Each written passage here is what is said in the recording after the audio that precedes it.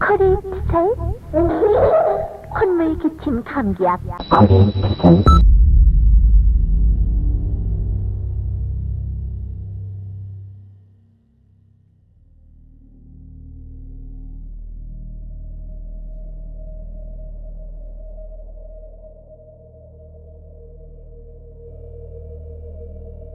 It was the early hours of August 29th, 1987, and police arrived at a quiet factory on the outskirts of Yongin, South Korea, expecting little more than a routine check.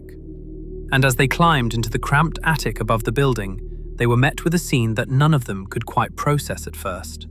Dozens of bodies were laid out in groups, stacked almost carefully, with some of the victims' hands and feet tied and rolls of toilet paper pushed into their nostrils, while a man hung from the ceiling beside them, completely still. There were no real signs of a struggle, no chaos, nothing that suggested what had actually happened in that room. And within a matter of hours, the country was told that this was a mass suicide carried out by a religious cult. But when you start looking at the details they released, and the details they didn't, the more you realize that the official explanation barely holds together, and the truth behind what happened in that attic remains as unclear now as it was on the day it was discovered.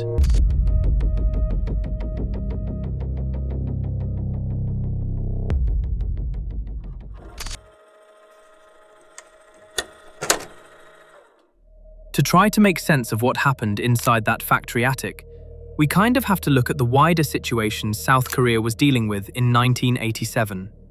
And, to be honest, South Korea was a bit of a pressure cooker. If you were looking at the country from the outside back then, you'd see a nation polishing its shoes for the 1988 Summer Olympics. It was supposed to be this big coming-out party for a rising economic power. But if you actually lived there, well, the reality was a lot messier. Because the country was already under significant political and social strain, and that pressure shaped the way the authorities approached incidents that had the potential to unsettle the public. South Korea had spent 7 years under the iron fist of President Chun Doo-hwan. This was the Fifth Republic, a military dictatorship that basically started with a coup and stayed in power through sheer force. But by the time we get to the summer of '87, the public had just had enough. Only 2 months before the incident, millions of people were out in the streets. You had students and workers clashing with riot police in these thick clouds of tear gas, all because they were tired of the disappearances and the torture. There was this one student, Park Jong-chul, who'd been killed during a police interrogation, and that was the spark that set the whole thing off. But after those massive, nationwide demonstrations, the government finally buckled. They issued the June 29th declaration, agreeing to hold direct democratic elections for the first time in years. It was a huge, historic victory for the people.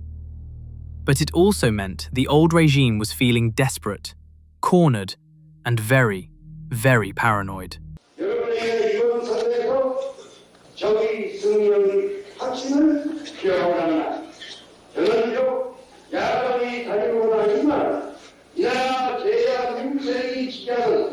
So, you've got a country in the middle of this massive, fragile transition. Nobody really trusts the authorities. If someone went missing, you didn't think they'd just run away to start a new life. You assumed the secret police had snatched them. It's in the middle of all this absolute chaos, that a company called Odeyang starts making waves in the city of Daejeon. It means 5 oceans, and on the surface, it looked like a dream. It was run by a woman named Park Soon-ja, and everyone called her the Mother. She was opening factories, running nurseries, and winning awards for being a model businesswoman. But while the rest of the country was screaming for democracy and freedom, Park Soon-ja was quietly building something else. She was building a financial empire based on fanatical devotion and a staggering 8.9 billion won in private loans. The stage was set. While the nation was looking towards the Blue House to see if the government would collapse, 32 people were quietly climbing into a dark, sweltering crawl space above a factory ceiling in Yongin. They weren't hiding from the riot police, though. They were waiting for the mother to tell them that it was time to leave this world behind.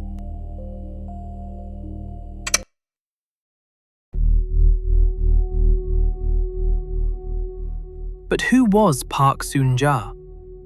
To her followers, she wasn't just a boss or a CEO. She was a literal lifesaver. She'd had this brush with death back in the 70s, a serious illness that she claimed was cured by a divine miracle. From that moment on, she wasn't just Park Soon-ja anymore. She was a woman with a direct line to the Almighty. She founded Odaeyang in 1984.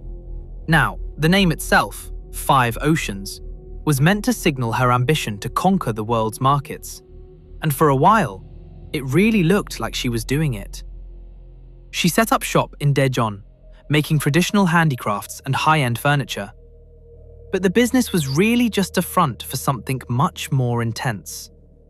Park created this incredibly seductive environment. She'd buy up buildings and turn them into these communal living spaces. She targeted people who were vulnerable, mothers who needed childcare, people looking for a sense of belonging, and she offered them a paradise. She provided nurseries for their children and a stable job. In return, all she asked for was absolute, unquestioning loyalty. But loyalty in Park's world had a very specific price tag. She started encouraging, demanding, that her followers go out and get loans. And we're not talking about small change here. She had these people convinced that giving their money to Odaeyang was a holy investment. They took out private loans from friends, family, and neighbors, funneling everything back to the mother. By 1987, she had managed to rack up a debt of 8.9 billion won. To put that in perspective, that's roughly $10 million at the time. It was essentially a massive religious Ponzi scheme. As long as new followers kept joining and bringing in fresh cash, the plates kept spinning. But behind the model company awards and the charity work, things were getting dark. Inside the compound, Park implemented a system of cleansing. If you weren't devoted enough, or if you questioned where the money was going, you were subjected to physical discipline. It was a classic cult tactic. Keep them tired, keep them scared, and keep them financially tied to the group so they can never leave. To really understand the level of control this woman had, Park began telling the children in the compound that their biological parents were essentially nothing to them. She'd look them in the eye and tell them they had no mother or father, that she was their only real mother. It was a total erasure of the family unit. Imagine being a parent in that cult, standing right there while your own child is being taught to see you as a stranger and Park as their creator. It created this twisted, unbreakable bond where everyone's world started and ended with her. So, by the time she led them into that attic, they weren't just followers. They were her children in every sense of her warped reality. Now, the company's financial facade finally began to crumble on August 1st, 1987. A man and his wife went to the factory to ask for their money back, about 500 million won they'd lent to the company. Instead of a check, they were met by 13 of Park's employees. They were beaten, held captive, and forced to sign documents saying they'd never ask for the money again. That was the fatal mistake. Because of the assault case and the growing pressure from creditors, Park Soon-ja was being questioned by police on August 25, 1987. And during that interrogation, she suddenly collapsed, which led to her being taken to hospital along with one of her sons, giving the impression, at least for a moment, that the situation might slow down or stabilize.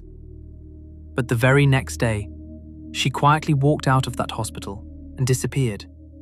And this wasn't just one person slipping away, because Park left with around 130 people, a mix of Odaeyang employees, devoted followers, and even children who had been living in the group's care facilities, all vanishing at the same time, which immediately turned what had been a financial investigation into something far more serious.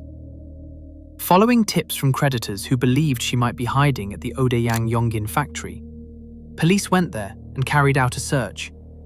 And during that sweep, they found 49 people inside the building, who were removed and taken away, even though Park herself was not among them, which only deepened the confusion about where she had gone. And the reason Park wasn't found was because she was hiding somewhere the police never thought to look: up in the attic of the factory cafeteria.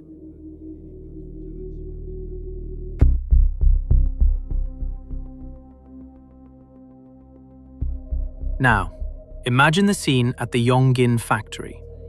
The humidity is stifling, the kind of heavy heat that makes it hard to breathe even in an open room. And yet, they stayed there for 4 days. 32 people, men, women, and children, uncomfortably gathered into a gap between the ceiling and the roof of the cafeteria. Think about the logistics of that for a second. All packed together in total darkness, with no ventilation, in the peak of the Korean summer. The temperature up there would have easily soared past 40 degrees Celsius. They weren't entirely alone, though. According to investigators, a few trusted members of the group were acting as a lifeline. They were actually using a ladder to reach the hatch, climbing up to pass food and water to the people huddled in the dark. It's a bizarre, haunting image. A ladder is being moved back and forth to feed 32 people who are essentially preparing to die. When the police finally broke into the ceiling on the 29th, led there by Park's husband, who had been desperately searching for his family, they were met with a sight that traumatized even the most hardened officers. 32 bodies, many with their hands bound and their mouths gagged with cloth. Later investigations concluded that Park, her 2 sons, her daughter, and 28 loyal followers had been hiding there for about 4 days, crammed into that narrow space above the cafeteria. And they believe the deaths happened in a very specific, chilling order. The factory manager, Lee Kyung-soo, is thought to have been the one who carried out most of the killings. He strangled the followers, then the children, and finally, Park Soon-ja herself. The bodies weren't just scattered, they were stacked in 2 neat layers, one on top of the other. And finally, Lee Kyung-soo took his own life, but it was the handwritten notes found at the scene that really sent a shiver down the country's spine. And those notes are some of the most disturbing pieces of the entire case. One of them wrote, "The boss went to get poison and water." Another recorded the slow, agonizing descent. "We are already losing consciousness." And about 5 people have already passed away over the last 4 hours. The notes revealed a group that knew exactly what was happening to them. They wrote, "The men have all been captured, and the women have all been separated." And finally, a cold realization. "It looks like we will all die today." Because of the shocking nature of the notes and the abnormal condition of the scene, authorities originally wanted to wrap this up as quickly as possible, as a simple case of mass suicide driven by debt. However, toxic substances were not found in the autopsies.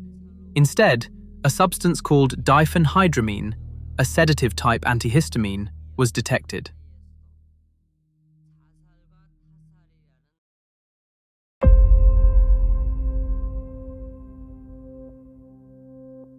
For a few years, the Aldeyang case sat on the shelf.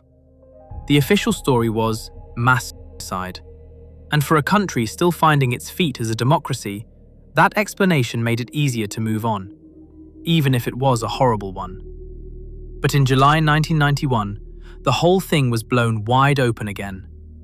Out of nowhere, 6 former Odeyang employees, including a man named Kim Do-hyun, walked into a police station and surrendered. Now, you'd think after 4 years they'd be coming clean about the attic, wouldn't you? But what they actually confessed to was something that made the public realize just how deep the rot went. They admitted that long before the tragedy in the attic, they had murdered 2 of their fellow workers, No Soon-ho and Hwang Suk-hee. Their crime? They had tried to leave the cult. It turned out that the mother didn't just let people walk away. This revelation changed everything. It proved that Odeyang wasn't just a group of people who chose to die together. It was a violent, disciplined cell that was already comfortable with murder. This surrender triggered a massive reinvestigation, and this time, the spotlight turned toward a man named Yoo Byung-un, a name that suggested Odeyang wasn't acting alone, and suddenly, the investigation wasn't just about a local cult anymore. It was heading straight towards the heart of one of the biggest religious organizations in the country. Yoo was the head of the Semo group and a leading figure in the Evangelical Baptist Church, better known in Korea as the Salvation Sect or Guonpa. Now, the link between Park Soon-ja and Yoo wasn't just a coincidence. Park had been a member of his church before she split off to start Odeyang. The big question for the investigators was, where did the 8.9 billion won go? The theory was that Odeyang was essentially a fundraising arm for Yoo's business empire. There were allegations that the massive loans Park's followers had taken out were being funneled directly into Yoo's Semo group to fund his shipping and manufacturing businesses. The police were looking for a money trail that linked the deaths to the corporate boardroom.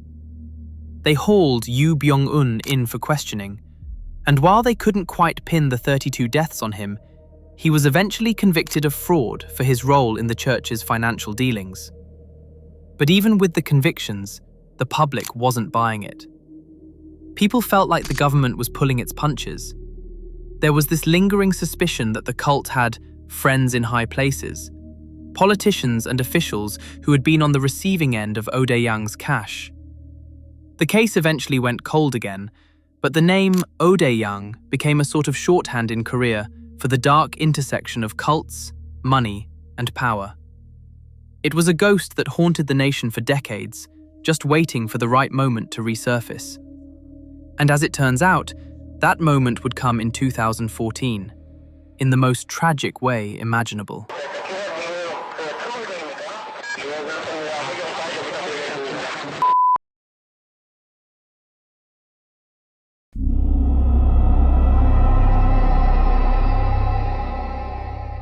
For years, the Odeyang case sat quietly in the background of South Korea's history, a disturbing story from 1987 that most people only half remembered. Until, in 2014, it suddenly returned to the center of national attention in a way no one could ignore. On the morning of April 16, 2014, the South Korean passenger ferry MV Sewol set out from Incheon on the mainland, bound for Jeju Island in the southwest, carrying 476 people, including 325 students from Danwon High School in Ansan on a school trip, and 33 crew members. Around 8:58 a.m. as the ferry passed through the Mengol Channel, it suddenly began to list sharply to one side. 2014년 4월 16일 오전 And within a short time, it capsized and sank, about 1.5 kilometers off Donggyeochado in Jindo County, in South Jeolla Province. By the end of it, 304 people were dead or missing and presumed dead, including around 250 students, meaning roughly 82% of the victims were children from Danwon High School, and only 172 people survived. Many of them pulled from the water by nearby fishing boats and commercial vessels that reached the scene roughly 40 minutes before the Korea Coast Guard. And once the immediate shock passed, investigators began looking into how a modern passenger ferry could fail so catastrophically, and what they found was a mess.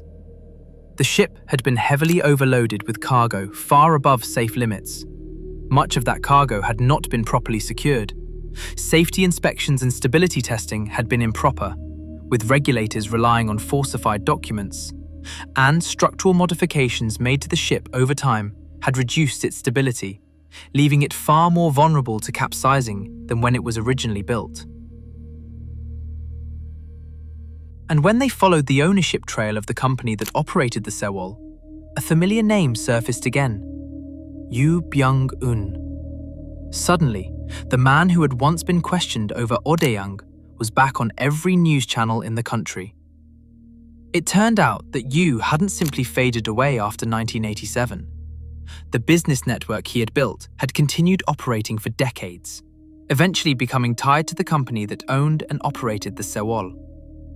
As prosecutors reopened Yu's financial world, the Odeyang case was no longer just a cult tragedy from the past.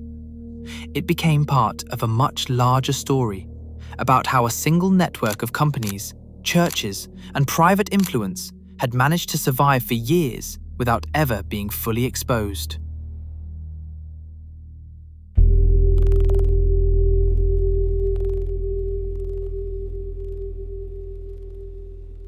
The search for Yu in 2014 quickly grew into one of the largest civilian manhunts the country had seen in years.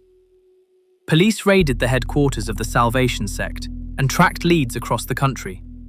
But the man himself had vanished again, protected by people who were still willing to hide him. Months later, a badly decomposed body was found in a plum orchard in the south of the country. And after weeks of forensic testing, it was confirmed to be Yu Byung-eun. Next to the body were empty bottles of alcohol and a book he had written himself, and authorities concluded that he had died alone while in hiding. The man whose financial and religious network had been linked to both the Odeyang case and the Sewol disaster was gone. But the sense of closure many people were hoping for never really came.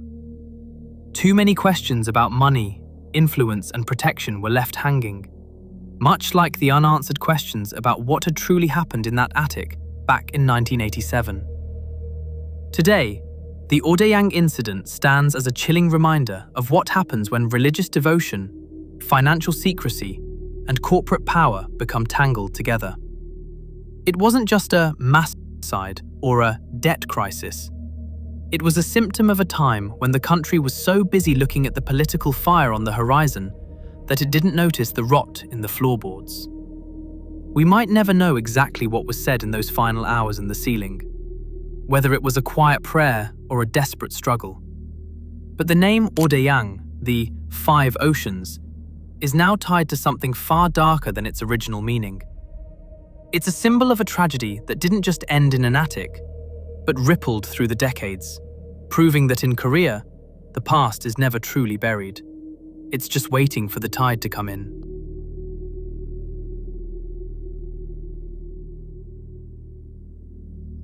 I'll leave it there for today.